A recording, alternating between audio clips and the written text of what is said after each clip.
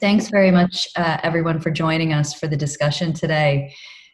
We've had some discussion in the previous room, and I don't know if everybody was there, but a great deal of the work that we've done has shown that there's been a lot of focus on the experience and impact of art for reconciliation work on audiences and individuals who have experienced either the conflict or the legacy of the conflict in some way. There's been critiques and discussions of artwork that explores the conflict and its legacy. And much of that work is housed in kind of critical art forum discussions or in studies that consider artwork as part of a broader historical development of, for example, theatre in Northern Ireland. And while we have views of a kind of artistic directors and arts managers to some extent included in these discussions, we still lack a real sense of the experience of the artist here. And that was touched on a little bit more in the earlier discussion today. So research that we've been carrying out on this project has highlighted different issues. And rather than list them out for you, I will, that the artist has kind of encountered. One of them I'll just mention because it was discussed in the previous, but the kind of concept of responsibility that plays on artists sometimes is something we'll probably touch on. And so we're going to discuss these issues more with our fantastic panel members. So I'm delighted to welcome Vincent Higgins, Paula Carson, and Anthony Lavera. So I'd say all of them probably don't need much of an introduction, but I'll do it anyway. Their full bios are available on our website. So what I'll do is to try to highlight some of that here, and there's the link to that. So Vincent Higgins is an actor, drama facilitator, and writer from County Antrim. As an actor, he's worked with many Irish theatre companies, including Kibosh, The Lyric, The Abbey, Big Telly, Replay, with the Arts Over Border Festival on multiple occasions. He's toured across Ireland and the world, Rwanda, Belgium, Sweden. He's got writing credits, including The Rising Raffle, The Rivers of Ireland, and Inventors, all with Kibosh, Citizen with Replay. The list goes on. He's an associate artist with the Global Art Corps, with whom he facilitated arts development sessions in South Africa and Kosovo, as well as performing with them in Boston. And he's a board member of Brassneck Theatre Company and a proud member of Equity, indeed. Paula Carson is an actor and theatre maker who trained at Royal Central School of Speech and Drama in London under the direction of Catherine Alexander from Complicité and John Wright, Told by an Idiot. And she has most recently performed with Kibosh in a queer Ceilidh at the Marty Forsyth, which is where I met Paula. She's collaborated and performed with Foyle Pride Festival on Human at the Playhouse Derry, Londonderry, and with Curious Doings on The Monsters Within and Faust. She's also had the pleasure to work with Accidental Theatre, Big Telly, C21, GBL Productions, and so on. Anthony Lavera is an artist, writer, and educator based in London. His work has exhibited widely: Tate, Liverpool, People's Republic of Stokes Croft, Gallery at Foyles, British Museum, Belfast Exposed. He's designed education and mentorship programs, has facilitated workshops at many of these institutions, including the Barbican. He's also associate professor of photography in the Center for Arts, Memory, and Communities at Coventry University. He's based in London. So I'll leave it there. We're going to hear a lot more about their practice as we chat. Yeah, for me, it's respecting the other. I don't know, even if you don't fully agree with the other, it's respecting them as a human being with an opinion, with a belief system, with a set of cultural values. Yeah, it's respect, and I suppose it's more than that. Like I don't know, it's like almost like it's like a healing thing. So it's obviously you're reconciling because something has happened to break you apart. So it's kind of like two different bits of cloth. Like reconciliation is like the wool or the thread that's knitting them both together again. Yeah. And how the arts, I suppose, figure in that. It's the arts is about telling stories. It's getting people together. It's you walk in to see art and you're open. I don't know. You're in a kind of comfortable position. So you're open to hear and to listen. A lot of the time we don't listen, and I think the arts can help in that, open our ears. I think, yeah, I don't know, I think telling stories and remembering is really important. I don't know, it kind of reminds me of, I don't know, there's nomadic tribes in Africa that their storytellers are the ones that know where all the wells are. They remember where all the water sources are, and I just think that that's kind of like a sort of poetic, like in a sense, for like the arts, that it's vital actually that as storytellers that we help people remember. Um, yeah, that's really all pieced, like a load of stuff all pieced together, but that's, yeah, there we That's go. great, Paula. Thank you. And Vincent, what are your thoughts on? I think it's very interesting that I think it is very difficult to define reconciliation, and I know my position on it shifts quite often, that I can't just actually nail it down completely. I think reconciliation is aiming to live in peace with truth, and it's not necessarily forgiveness. I think that's why in South Africa you have truth and reconciliation, but it's difficult to have reconciliation without truth, and it isn't impossible, but it's much more difficult. And then truth is obviously subjective, so we can acknowledge truthfulness of experience and emotion easier, and theatre demands that. Theatre allows us to present and observe uncomfortable truths in a safe environment, and we ask uncomfortable questions and also celebrate our citizens. When I worked for the Global Arts Corps, which is a company based in New York that goes to post-conflict places and brings actors on both sides of the conflicts together and brings in people from other post-conflict societies to talk as artists to each other. And internationally, we learned from the other conflicts, from speaking to these artists and what they experienced and continue to experience. And we found that within all conflicts, there are terrible similarities. And each conflict is also appallingly unique. So we do learn from each other, and we're at different stages of where we are. And so things like when the terrible taking of people taking their own lives here in the north, we were able to talk to people in Kosovo and Rwanda, and to see if they had that problem. Was this problem coming down the line? What they were doing about it? How they could maybe stop it? And how people approach it. How people approach conflicts. We learn it's or how they approach reconciliation. In the aftermath of conflict in Rwanda, we visited the genocide memorial in Kigali. And it's just overwhelming. It's an incredible place. It's also a great mass graveyard, I think 250,000 people. And I was with a fellow global arts artistic advisor from Cambodia. And I asked her what was different between there and what they dealt with in Cambodia. And she said, here they count the dead, and in Cambodia we count the living. And it's just those slight shifts, I think, that help you with the reconciliation, I think, or give you just a slight, the arts give you a slight poke in different directions to enable you to look at other people's truth as well as your own. Well, I suppose the the first thing that comes to my mind when thinking about what arts for reconciliation is or could be is really it's about a process of representation, and the potential of critical practice or creative practices that kind of compose events, artifacts, or experiences, which are essentially vessels for representation, to have an effect or an impact on participants and audiences, and potentially to play a role within a kind of intercommunal dialogue.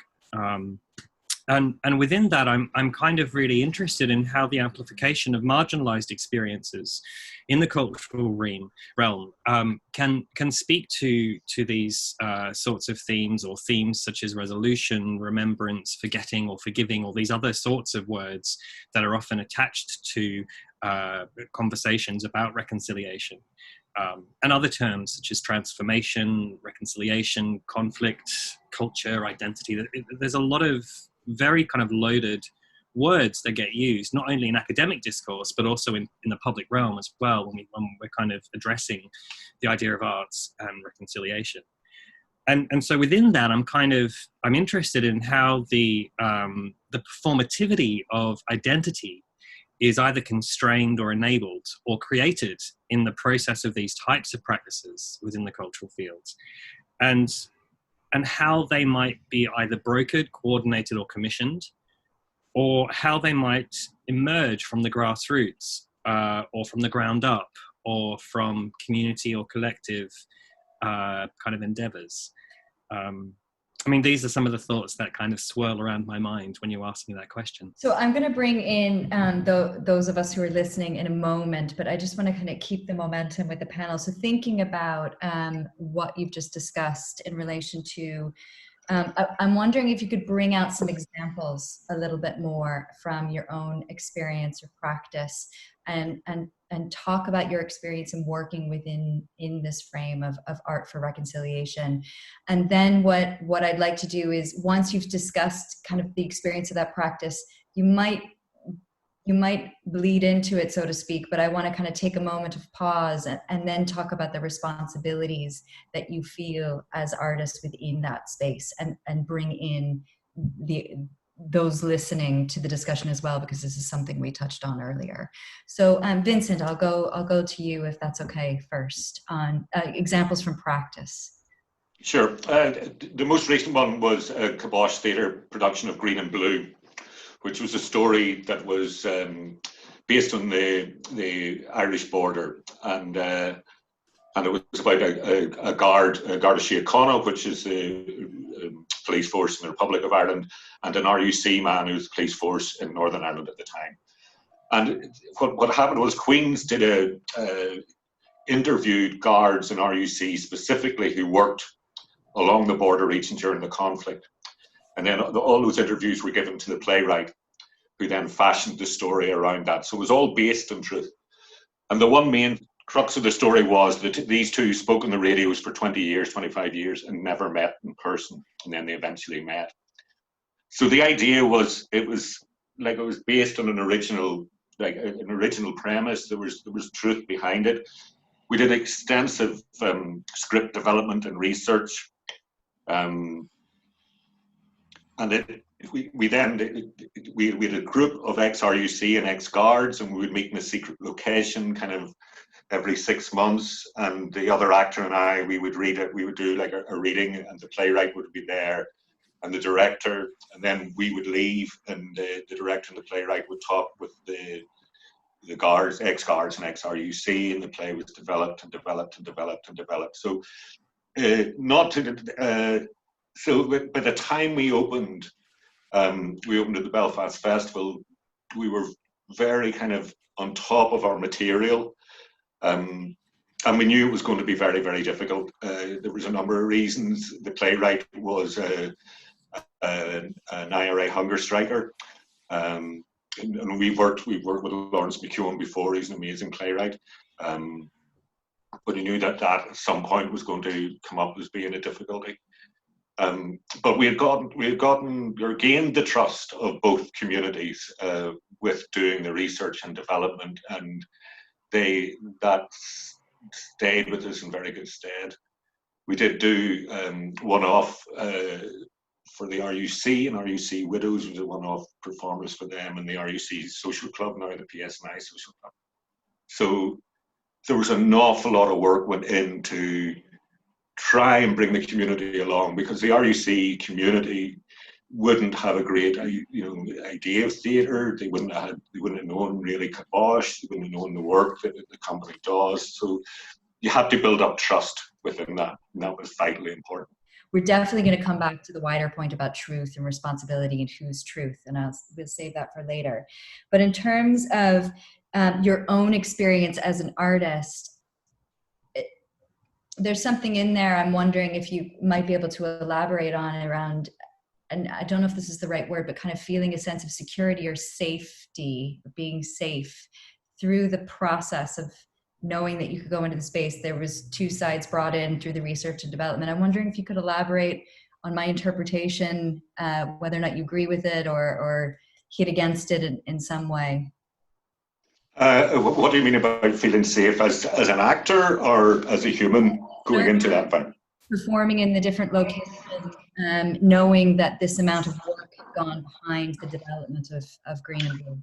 I think we got better at it, and this one was very specific. I played the RUC man, and I'm not from that community, but so when we did it in some single identity places, we never went anywhere that we weren't invited into, that somebody had seen the show and said, would you come and do it in our community?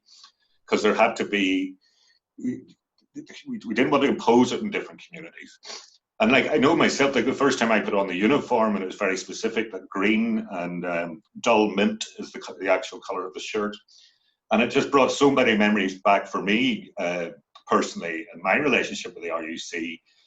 And like when I looked at myself in the mirror, and my character was fully loaded with guns and all that there, where the guards, obviously they weren't armed. So it was a very different thing. So coming out on stage, a lot of the time, like, people find it very difficult to get over the uniform. The uniform just brought back so many visceral memories for people.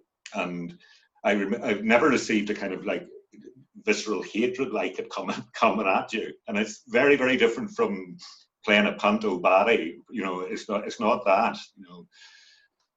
People's memories are like, we're very, very, very specific and strong, depending where they live, where you were doing it, and what their relationship was with the RUC. So it wasn't an easy, and we're still doing it. Hopefully we'll be back doing it. But it wasn't an easy gig to deal with, and we did learn to get better at it, I think. We're going to stay with theater for a minute, because I saw Paula nodding there, and I wonder, in terms of thinking of your own experience, if you could share. Most recently, I was in a production by Kabosh, a queer Celia at the Marty Forsyth. It was based on events in 1983 when the National Union of Students, Lesbian and Gay Conference came to Belfast, came to Queen's University. And now this is 1983, so this is a year after the decriminalisation of homosexuality in the north of Ireland, which was 15 years after everyone else in the UK. So they were met with protests. The Save Ulster from Sodomy protests were out in force, and the community in West Belfast sent out an invitation then to the delegates to come over to West Belfast and have a ceilidh in the Marty Forsyth. They sent out a fleet of black taxis to the front of the Students' Union to collect them all, and they were all ferried up there. A bunch of English delegates in the 80s in Belfast, which is a pretty crazy time. I played a gay activist, Margot, who wore all the badges. So she was anti-imperialist, anti-partition, raging Republican. It was interesting because I'm not from that side of the community either. So playing that was interesting. I think as well, it's the age as well. Like, I think the four of us in that show, our eyes were opened a little bit at just the looking into the history of it all, like what was going on in Belfast at that time. You know, I wasn't alive in 1983. Just, you know, the lockdown and the barricades up, the people's barricades in West Belfast, and just talking about the whole history of it. And actually, it's interesting, sort of telling through the eyes a bit of this Mancunian delegate who obviously is completely alien to him, you know, what was going on, as well, and just the fear of it, seeing it for the first time. It's interesting, you know. Sort of first work that I created in Belfast is called Residency. It was exhibited in Belfast Exposed in 2008, and then a book came out a little bit later. But the process of making that, although it wasn't sort of foregrounded as being made in the context of Arts for Reconciliation, for me was this sort of baptism by fire in terms of coming to grips with the very particular cultural context of conflict in Northern Ireland. And I had the good fortune of being able to lodge with a local artist with a very extensive kind of commitment to working in the communities of Belfast, Risa Duffy. And so I would kind of come across to Belfast on a Monday, stay with Rita until about Thursday, come back to London, work here and go back, and did that for about 18 months or so with the support of Belfast Exposed. And so I had this very sort of nurturing environment of Rita, of Pauline Hadaway and Karen Downey at Belfast Exposed, as I then developed the work. Because what I was finding was that I was working in a context that stripped people of their, well, it wasn't the context, but I guess the experience of homelessness kind of strips people of identity markers or associations with a particular side of the sectarian conflict or a particular set of experiences. And so it was a very sort of interesting space. I spent about 3 months working in the kitchens, cooking breakfast, lunch, and dinner, serving people food, getting to know people. And then after a time, invited people to take disposable cameras away to photograph their experiences, to document the things that they wanted to show, or to make photographs of special places, special times, family, friends. And then I invited people to work with me to use professional camera equipment over repeated sessions to create what I call an assisted self-portrait. And that is a process of working with a very particular type of camera equipment with Polaroid and a handheld cable release. And it really kind of enables people to take very sort of practical decisions in how they would like to be represented. But the sites of where the assisted self-portraits take place are sites that have personal significance to the individuals.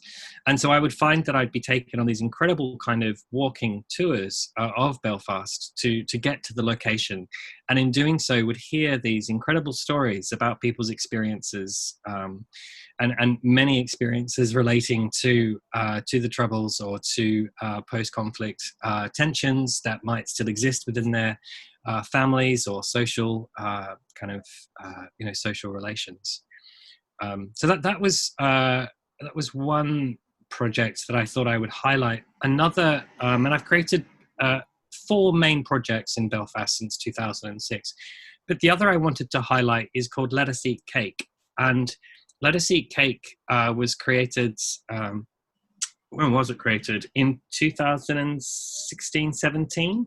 And it was an invitation by Belfast Exposed again, but in conjunction with researchers at Ulster University and Queen's University Belfast, under a broader research project called LGBTQ Visions of Peace in a Society Emerging from Conflict. And working with participants who came forward after a kind of an information giving session about my practice and about the broader context of the project, I invited people to come along to our first meeting with 2 photographs from their personal collections, which might be on their phone, or it might be a printout from a photo album. Photographs, one photograph that would speak of history in however they sort of saw that, and another photograph that spoke of peace, however they saw that. And it was a really important moment in the sort of journey of making that work. As we spent time in that circle telling each other about these photographs, it enabled me to understand more about the participants' experience of photography and its role in their lives, but also for us all to begin to get to know each other. And then we very quickly created a blog called letaseatcake.blog. And on that blog, all the participants and I had login details, and we're kind of just using it as a space to reflect on the process of creating the work, but also issues related to particular experiences that they had.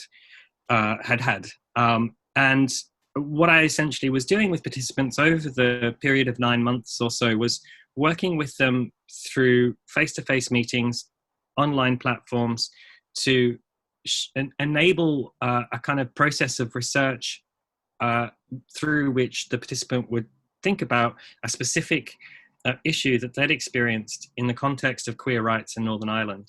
And really, I suppose what we were also doing was interrogating historical archives, both at the Ulster Museum within Belfast Exposed, but also creating our own archive of material related to queer rights in Northern Ireland through the period of the Troubles and post-peace process through YouTube, and then reflecting on the different ways that queer people have been represented. And then that kind of culminated in the creation of what I call a collaborative self-portrait, which articulates through image and text a particular issue that the participant wanted to speak about. And I suppose in many ways, kind of looking to these different sort of historical repositories, one of the things that we were kind of really alert to were either the gaps and absences of queer people within this sort of period of time, or the ways in which they'd been specifically framed or portrayed, and how the work that we were creating might sort of go against the grain of that in some way. Thanks for that. Picking up from that, Paula, I was wondering if you could talk a little bit about your approach. So Anthony gave us a lot of detail on, the approaches he took in working with people. Your experience of, for example, Queer Ceilidh was quite different. You didn't work directly with people except the ensemble that was in the production. And I was wondering if you could talk about how you went about, so the methods for how you were going to play Margot, and what kind of sense of responsibility and how you negotiated that in kind of interpreting an interpretation of this kind of experience. Well, I think for me as an actor, I don't know, 101 is just researching and understanding, what makes a human being make certain decisions. Like, I think that's really interesting, like what we need to find out, what's going on in their lives, what's going on sort of socially, and sort of culturally, and what makes them tick. Obviously at the time in 1983, and just up until that point, I was just doing a lot of research and, listening to Bernadette Devlin and, sort of understanding a bit more, I think Paula, the director, Paula McFettridge, shared even just some personal stories as well, just living in West Belfast at that time, how things were run, the fear of, the fear of the military on the streets, and, people being urinated on, and, people's barricades going up, and it's just a completely different story. My parents lived in East Belfast, so they didn't have people's barricades, or they just talked about maybe going, like, the centre of town was locked down completely, and just that was it really. They sort of didn't talk about what was going on sort of on the streets with just innocent people. So yes, there's that, but I think just as well that, like, being gay at that time as well, is one added level of like what was going on. Just people being brought in, and just, I don't know, ridiculous things happening to them and being thrown out in the streets again.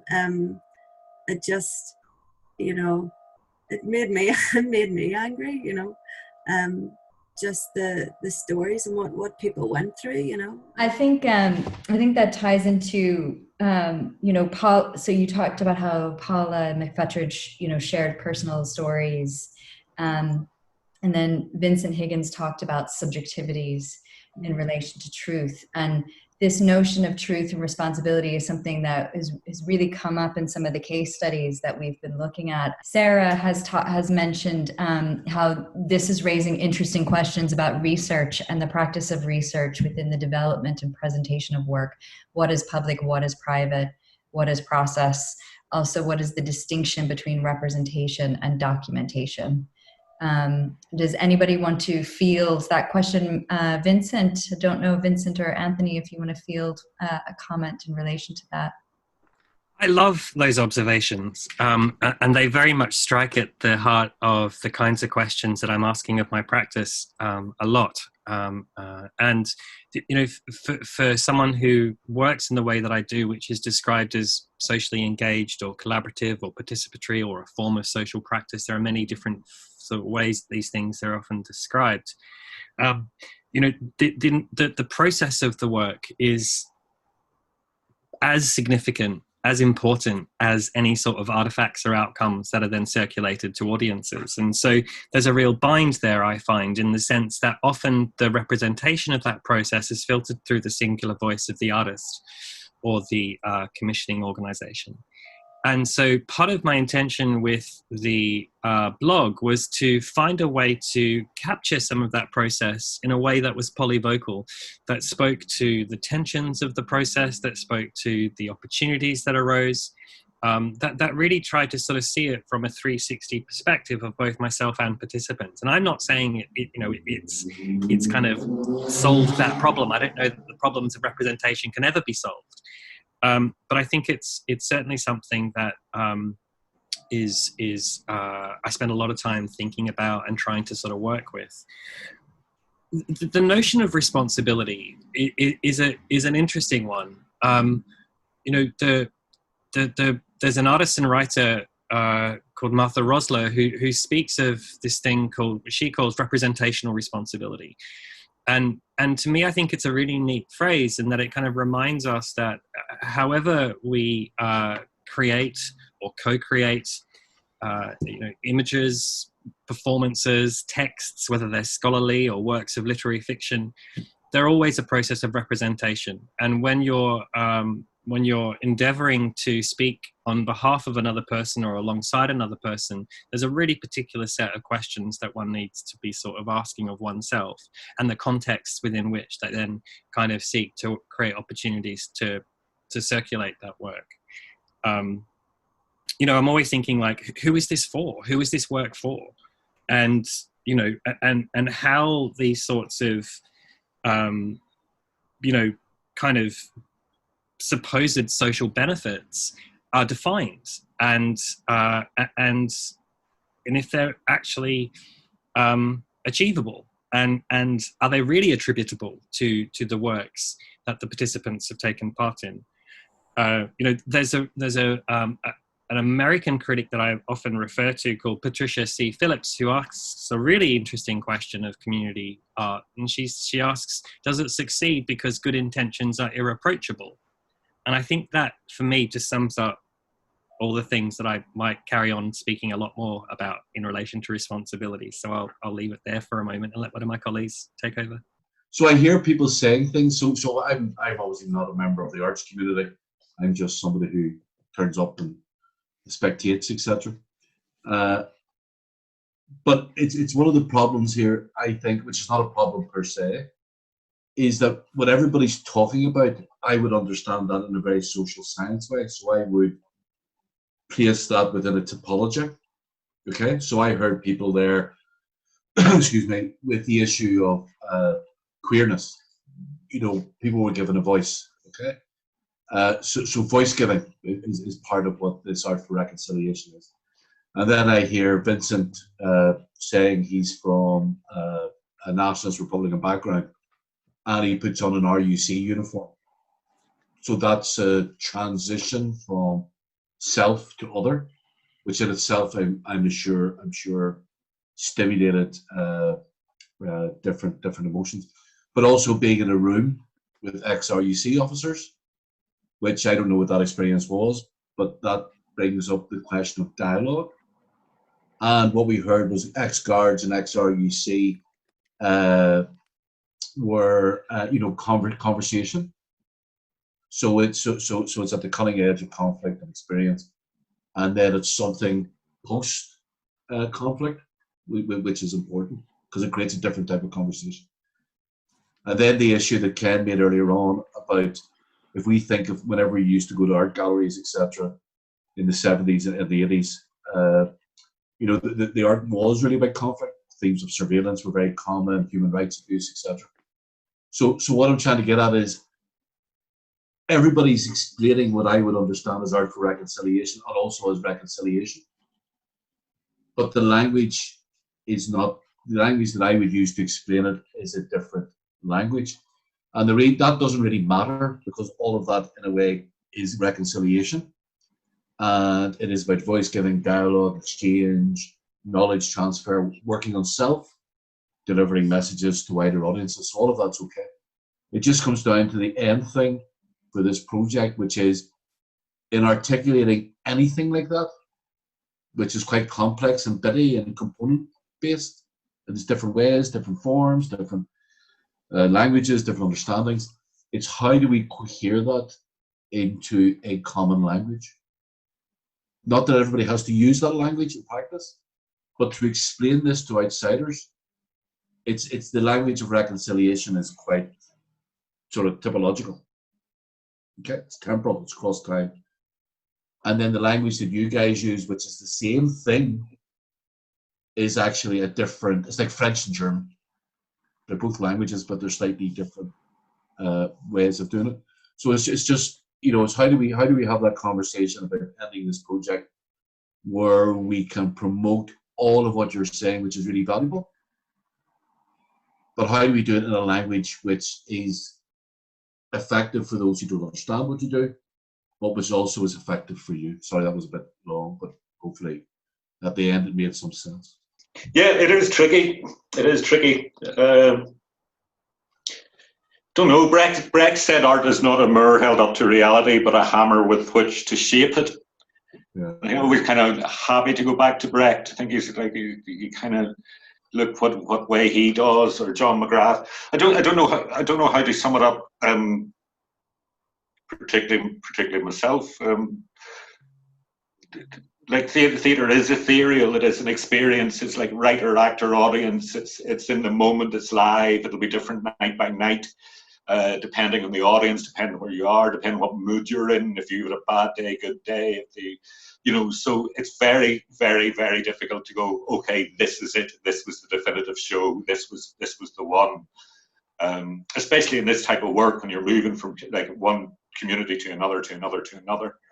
Also, we would get it in. We always do a post show with it, and it's as often as we can. Sometimes it's not possible, but mostly. And we'd have the playwright, we'd have a trained facilitator, so we're not leaving the audience high and dry. That they can actually talk, give their experiences in regards to what they see, and. I found over time that wasn't used. I used to take part, and the actors used to take part, and then I stopped doing it because I didn't think you're hearing horrendous stories every single night, and then you have to go on stage the next night and the next night and the next night. And I just didn't find it was good for me as an actor doing it. So Steppen sometimes would do it, but it got less and less and less. So I don't know about. I don't. Sorry, it's completely nothing to do with it. It's if I come back, so basically, it's what you've identified as the issue, right?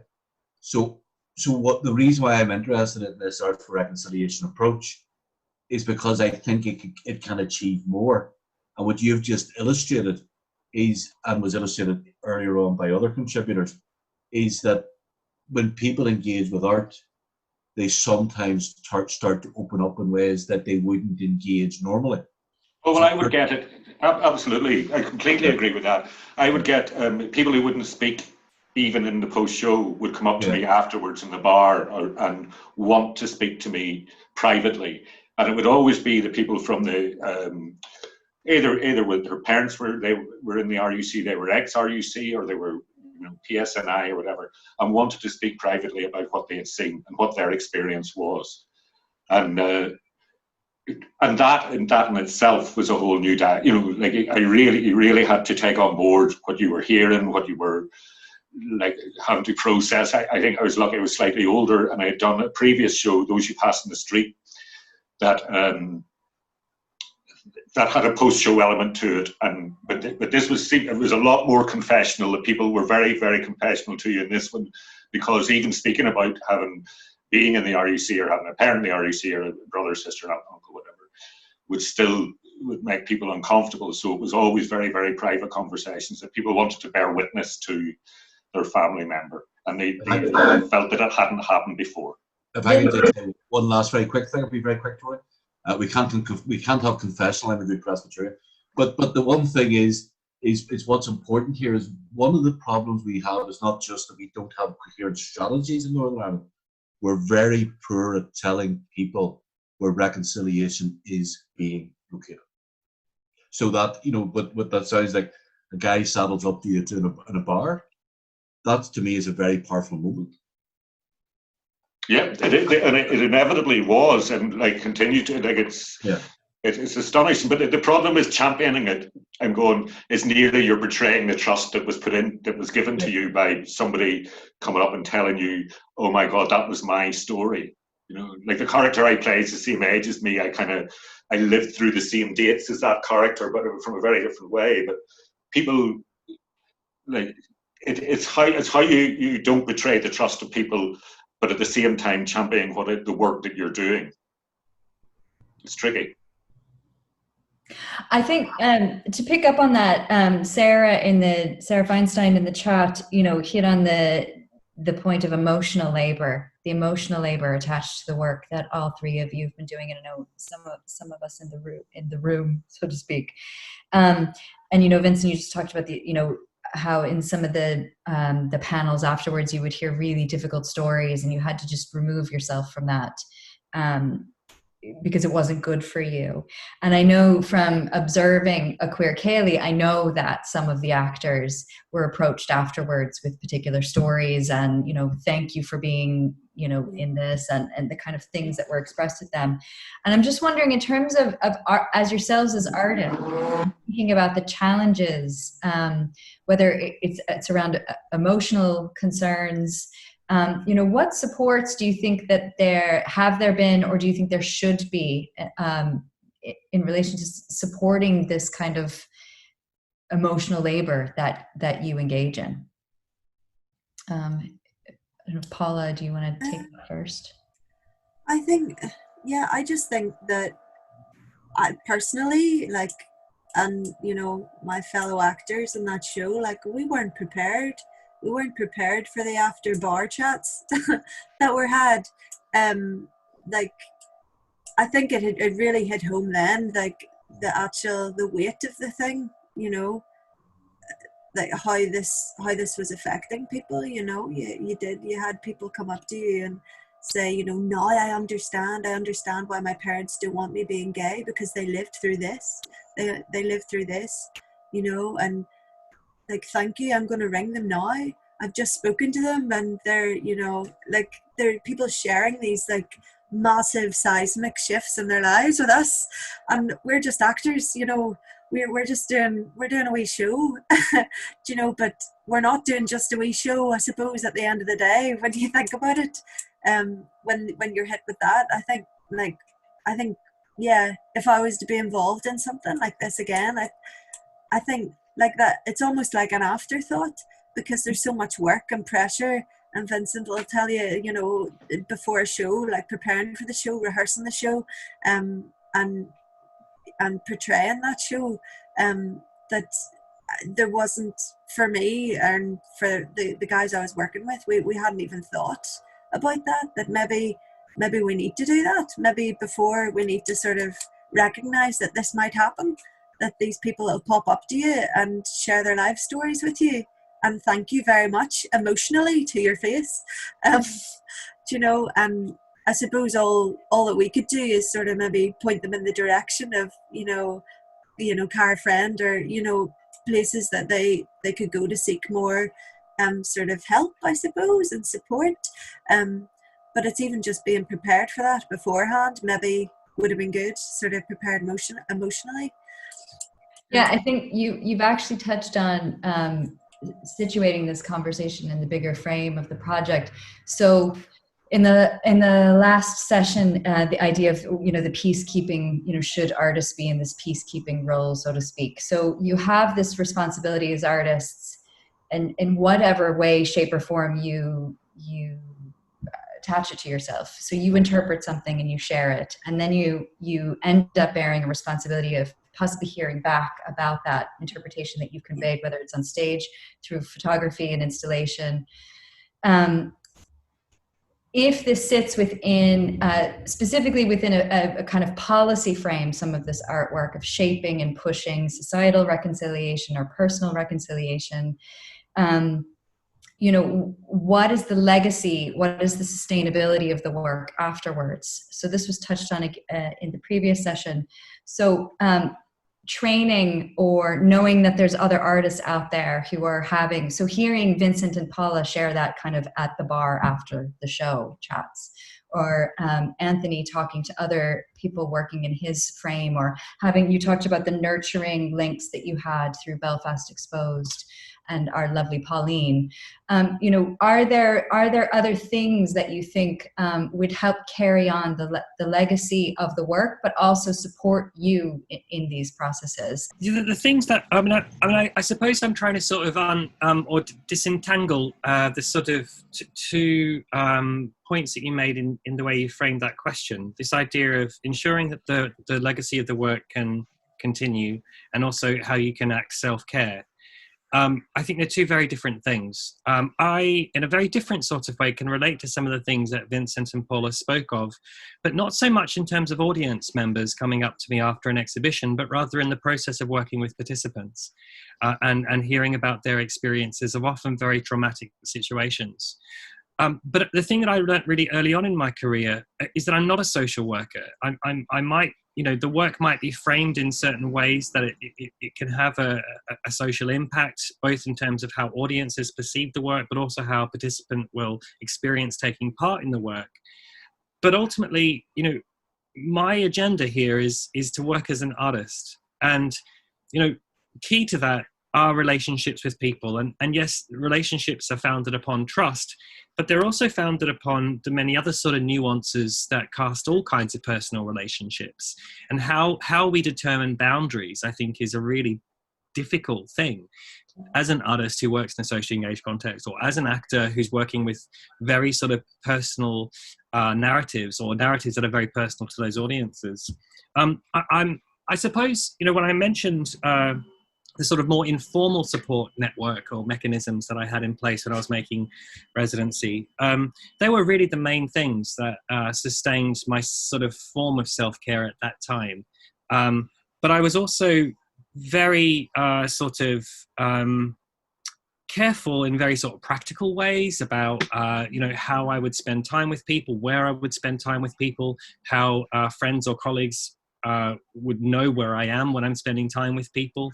I would always have kind of conversations with close friends, or with Rita, Pauline, or Karen, when I heard very difficult things, or things that were quite difficult to hear. And that sort of side of your question is very distinct, I think, from a kind of legacy for the work. But perhaps I'd like to sort of think about not the legacy for the work, but the legacy for this form of practice. And so when I first began working in Belfast in 2006, there was very little although Northern Ireland, Belfast, has a very sort of strong, well-rooted tradition of community arts practices across different art forms. There didn't really seem to me to be a very cohesive network of people working with socially engaged photography, sharing experiences, methodologies, those sorts of things. And one of the things that we did when I was making residency was to sort of host some workshops for artists interested in working in this way. And I think I did a little bit of that sort of work as well with Visual Arts Ireland. I suppose, but that was a long time ago now. More and more, what I've noticed in the programming departments, or sorry, public departments of arts organizations, photography organizations, is greater attention paid to providing workshops to enable emerging practitioners or established or mid-career practitioners to come together to share experiences and ways of working. Sorry, I think I've perhaps blathered a little bit there, but I hope some of that made sense. Yeah, all of this has been incredibly interesting and really useful. I mean, I really just want to make one quick idea. I mean, when we bring artists into projects, because I mean, I run a gallery and I've curated exhibitions, I mean, they enable people to tell their stories, because there's all these great experiences from people being in the RUC, the army, and what have you, and just normal day-to-day life. I mean, I feel very old now because I was a teenager in the 80s in West Belfast. And most people don't have that ability to sit down and write a play or articulate their story in a dramatic way, or in a way that an audience would engage with it or somebody else would learn from it. And an artist can bring that, whether it's through writing or murals or poetry. They can actually speak to people and get them to tell their story, and then to be able to present it to other people in a way that it becomes engaging and so on. This sounds terrible, but when I was brought up, the education system was, particularly in terms of history, because I went on to work in the history department at Queen's, the secondary school education in history was appalling. I mean, basically, I learned history at secondary school, but it was a very one version. It was all true, but it was clearly skewed towards a nationalist background, and I knew nothing really about the whole unionist history.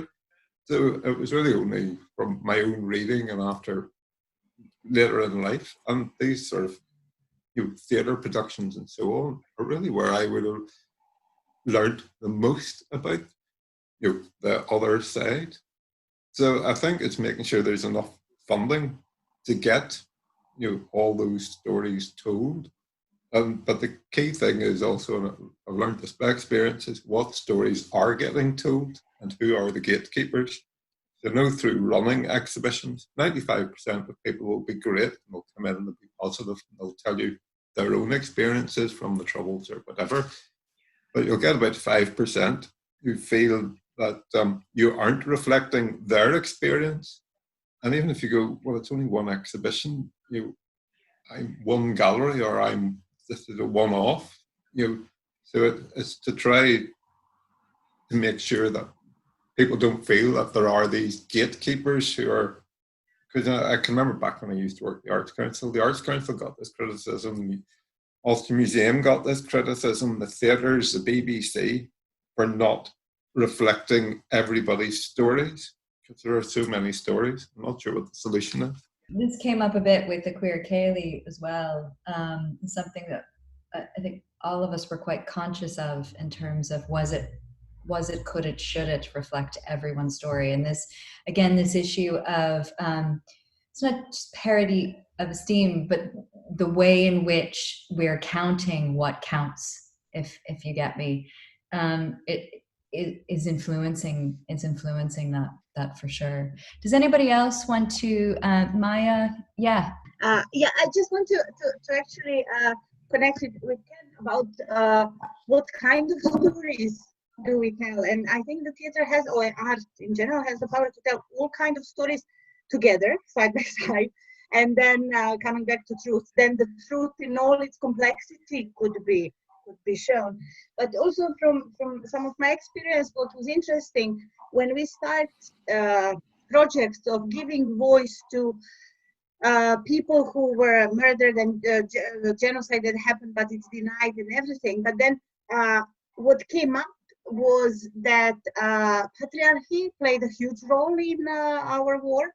So it opened up that story. It opened up the story of huge corruption and nepotism in society. So suddenly the reconciliation is not only about telling Serbs or Muslim side of story, who kill whom and why, but it opened up why the problem of war or war that we had, and it brings new new kind of pieces into that mosaic that was very interesting for participants as well for the audience, as well for all of us as artists.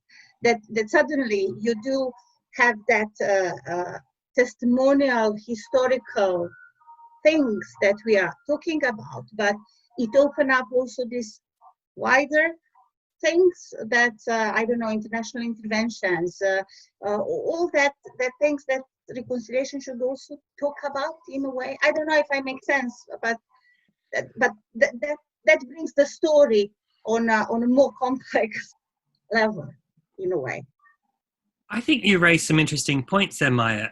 I mean, I sort of, I would take issue with the not with you, but with the term that I've heard you and someone else use a little earlier, where this idea of giving people voice.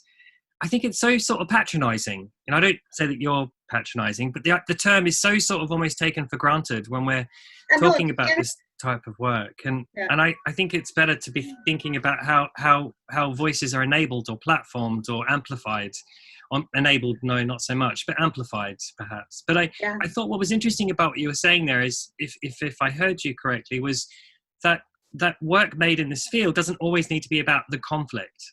And I think that's a really important thing to be thinking about, as, you know, people with first-hand experience of conflict are kind of getting older. And there's a whole, you know, number of younger generations who are growing up with, you know, kind of received trauma or with received ideas about, you know, societies, the society or communities that they live in, or that are somehow kind of subject to, you know, certain kind of constraints or opportunities that the sort of post-conflict moment has kind of forced upon them, not least of which we might think of in relation to queer rights, and how that, although it doesn't necessarily directly have a link to the conflict, it might be thought that the evolution of queer rights in Northern Ireland perhaps was stifled somewhat because of the kind of the conflict and the sort of broader societal pressures that kind of emanated from that. But that's yeah. Can I just clarify about the voice thing? Yeah. Maybe because our first project was called Voice. It's not about giving voice to someone, but we always pick up a word from which we'll start developing a play or piece. So first year was voice, second year was mustaches, third year was land, because in our language land is earth as well as land as a homeland. But the voice was picked up because it opened up, so singing voice, having a voice, because there is a huge issue of memorialization or denial of memorialization, like in Omerska camp and stuff like that. So it was more, it's not about now you have your voice, it's just the starting point of using that word, and in other projects for some other words used. But thank you so much, not only to Anthony, Paula, and Vincent for sharing your insights, but for the thoughts and ideas that came from those of you in the room as well. Thank you very much, and we'll see you in the next space.